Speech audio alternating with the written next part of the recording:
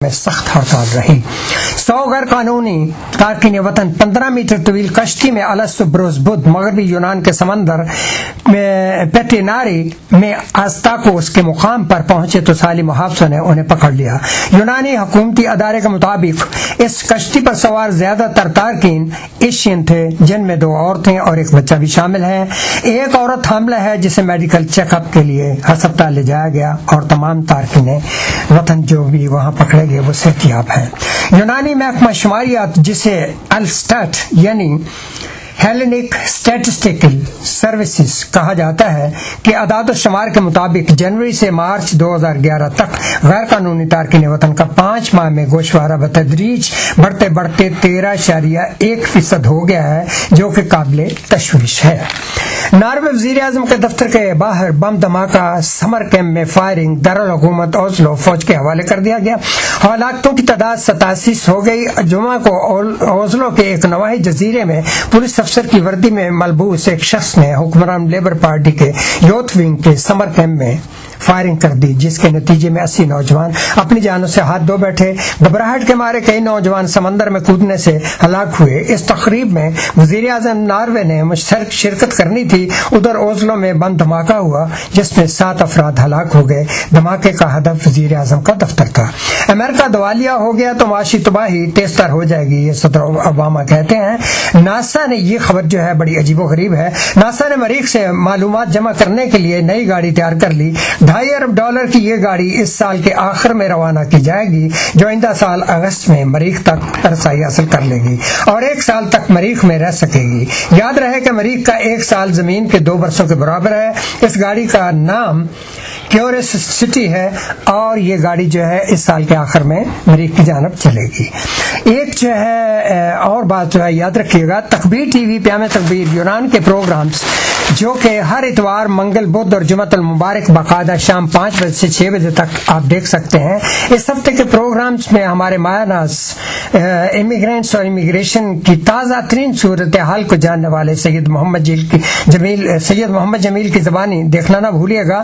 اور موسم آج کا یہ کہہ رہا ہے کہ صبح 29 سینٹی گریڈ تھا، ابھی جب پروگرام یہ چل رہا ہے تو 36 سینٹی گریڈ ہے اور رات کو 9 بجے 29 سینٹی گریڈ تک یہ درجہ حرارت ہو جائے گا۔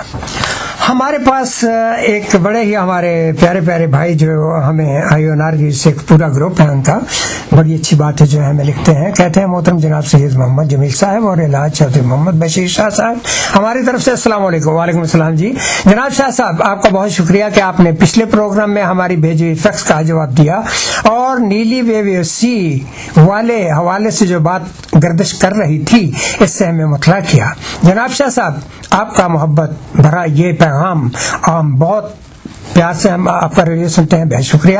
آپ نے نیلیو ویوی سے علی والے اسکینڈل کو بے نقاب کر کے بہت سے لوگوں کو لٹنے سے بچا لیا۔ اللہ تعالیٰ ایسے لوگوں کو ہدایت دے جو نمبر 2 کام کرتے ہیں اور وہ لوگوں کی صحیح رہنمائی کریں۔ اگر اس حوالے سے مزید کوئی اور بات ہو تو وہ بھی بتائیے گا، شکریہ۔ ایک اور افسوسناک بات کے پوچھتے چلتے ہیں ہم، تقریباً 2 یا 3 پاکستانی موٹر سائیکل حادثات میں جان بحق ہو رہے ہیں۔ برائے مہربانی آپ اپنے پروگرام کے ذریعے لوگوں کو ہدایت کریں کہ وہ ٹریفک قوانین کی مکمل جو ہے شناسائی حاصل کرنے کے بعد ڈرائیو کیا کریں۔ بہت افسوس ہوتا ہے ایسے حادثات کا پڑھ کر۔ اللہ تعالیٰ سب کو اپنے حفظ و ایمان میں رکھے، آمین۔ ہمارے سوالات کچھ اس طرح کے ہیں۔ پہلا، اگر کوئی فیملی جس کے پاس یونان کے کاغذات ہیں اور اب وہ پاکستان میں ہے اور بلوانے کے لیے کیا پچھلے والے پراسپیکٹ سے گزرنا پڑے گا، یعنی وہ پروسیس جو ہے وہ چلے گا یا نہیں؟ 2005 کی امیگریشن میں کچھ لوگوں نے سٹے کینسل کروا کر امیگریشن لی تھی، حالانکہ یہ بات اس وقت امیگریشن میں شامل نہیں تھی، اور بعد میں ویویسی ڈیمارشیو میں واپسی کا کیس کیا ہوا ہے اور سفید ویویسی فوٹو والی حاصل کی ہوئی ہے۔ آپ میرا خیال یہ بات سمجھ گئے ہیں ان دونوں کی۔ اور دوسرا، آخر میں آپ ان لوگوں کو آگاہ کریں جنہوں نے مکان کا کرایہ واپسی لینے کے لیے درخواست دینی ہے، کو 29 جولائی آخری تاریخ ہے، وہ اپنے کاغذات مکمل کر کے 29 جولائی تک کپ میں جمع کروا دیں۔ یہ کہتے ہیں محمد طارق فاروق صاحب اور جناب شفیق احمد صاحب. جی یہ دوبارہ ذرا ہم انشاءاللہ تعالیٰ آپ اس طرح کیجیے گا. پچھلی دفعہ بھی ہم نے تھوڑا سا وہ کنفیوز ہو گیا تھے میری طرف سے کہ یہ تو آپ نے فیکس پڑھ دیا. تو اب یہ ہے کہ یہ جو جی سوالات جو ہے نا وہ اب ایک ایک میں کچھ پیغامات دے دوں تو آپ ایک ایک سوال کریں, اس کا ہم جواب دیں گے. اس طرح پھر تسلسل قائم رہتا ہے اور لوگوں کو بھی اس سوال کی سمجھ آ جاتی ہے. تو اس طریقے سے لوگ جو ہے اچھے طریقے سے کریں گے.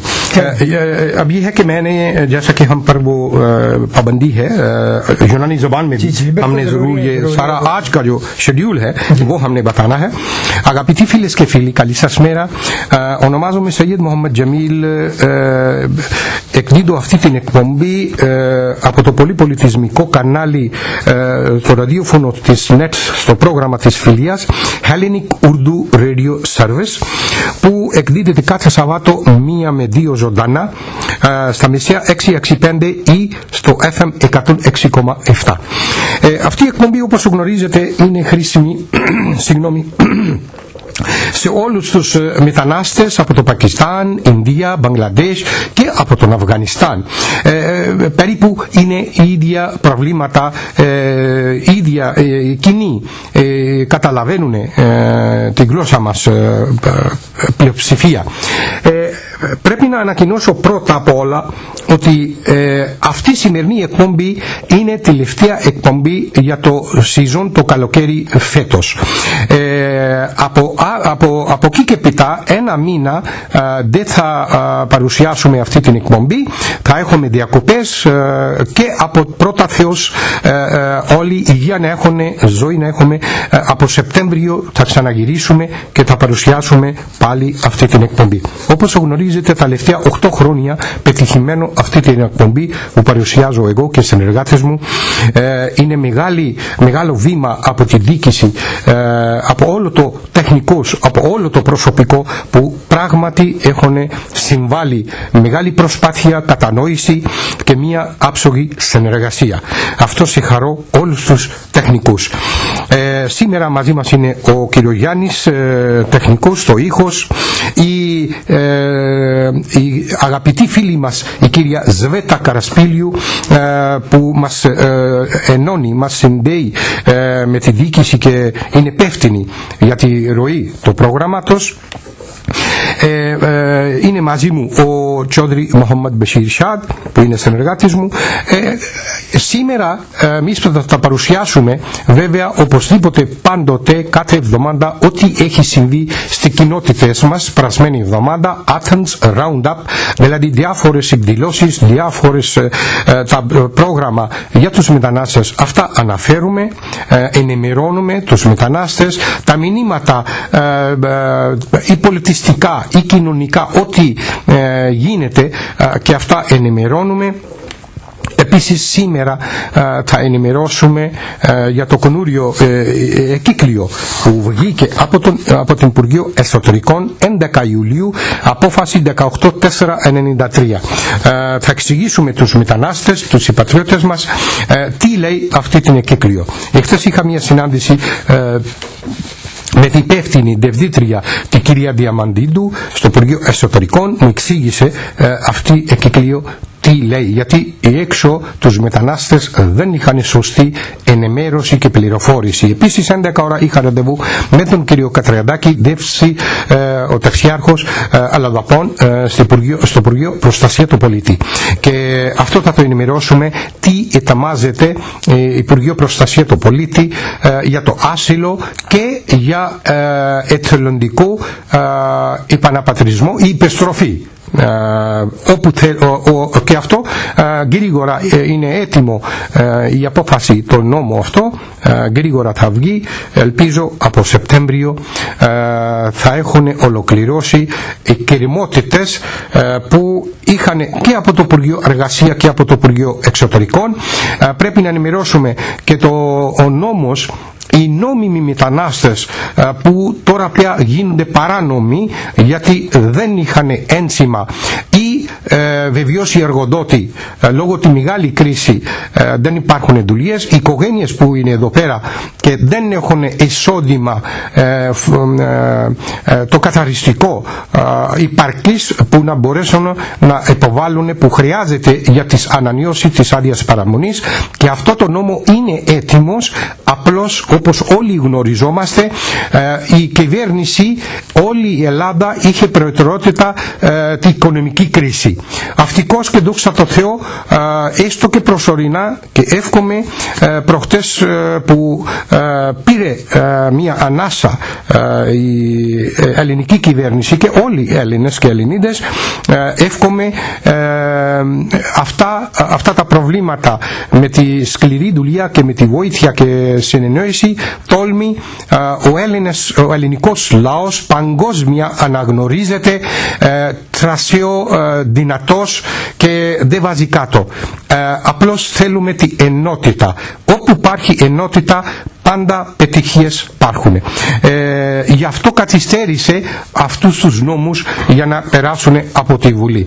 Τώρα πρώτα Θεός με ενημερώσανε ότι γρήγορα και αυτό το νόμο για τα ένσημα θα ψηφιστεί και θα λύσουν όλα τα προβλήματα και θα έρθουν εξπληρωματικές κύκλοι, υπουργικές απόφασεις, όπου θα χρειαστούν και νόμοι που θα ολοκληρώσουν αυτά που κρέμονται και από το Υπουργείο Προστασία του Πολίτη και από την Υπουργείο Εσωτερικών και από την Υπουργείο Εργασία.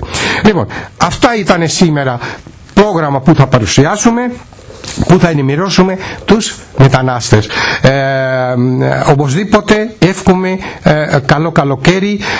Η Υπουργεία τους ταξιτζής, πράγματι όπου έχω συναντήσει τους τουρίστες, τους ξένους, όπου έχω μιλήσει, έχουν πάρα πολύ, δηλαδή καταγγέλνουν κατηγορηματικά ότι δεν είναι αυτό το τρόπο.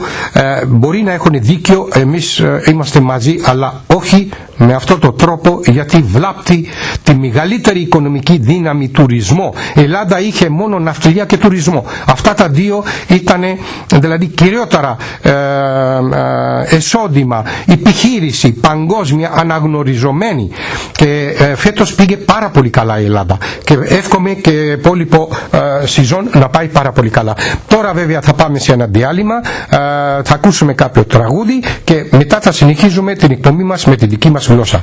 Ευχαριστώ.